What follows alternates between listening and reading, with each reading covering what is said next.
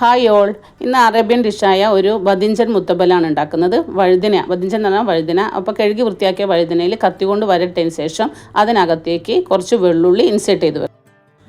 വെള്ളുള്ളിയൊക്കെ insert ചെയ്തതിന് ശേഷം നമ്മളിത് ഗ്രില്ല് ചെയ്യുകയാണ് ചെയ്യുന്നത്. ഞാനിത് ഓവനിലല്ല, അടുപ്പിലാണ് ഗ്രില്ല് ചെയ്യുന്നത്.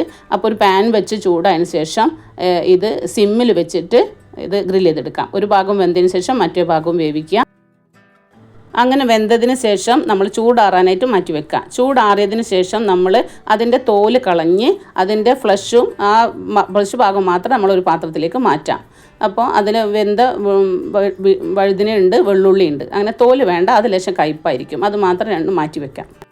അങ്ങനെ ഫ്ലഷ് എടുത്തതിന് ശേഷം നമുക്കത് നല്ലോണം ഒന്ന് ഉടച്ചെടുക്കണം.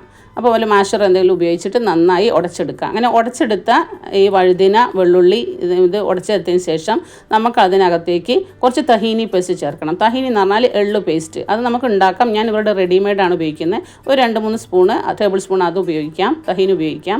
പിന്നെ ലേശം ലെമൺ ജ്യൂസ്, ഒരു ചെറുനാരങ്ങൻ്റെയൊക്കെ ലെമൺ ജ്യൂസ്, ഉപ്പ്, 2 കപ്പ് തൈര് കൂടി ചേർക്കാം. പുളിയില്ലാത്ത തൈരാണ് ചേർക്കേണ്ടത് കേട്ടോ.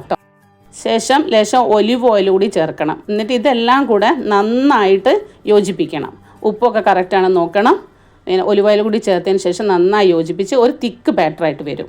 എന്നിട്ട് നമുക്കത് ഒരു നല്ല തിക്ക് ബാറ്ററായിട്ട് വരും. അതപ്പോൾ അതിൻ്റെ മുകളിൽ ഞാൻ ഒലിവ് ഓയിൽ വെച്ച് ഗാർണിഷ് ചെയ്തിരിക്കുന്നു. നല്ല ഹെൽത്തിയാണ്, സൂപ്പറാണ്. ചപ്പാത്തിയുടെ കൂടെയൊക്കെ കഴിക്കാം.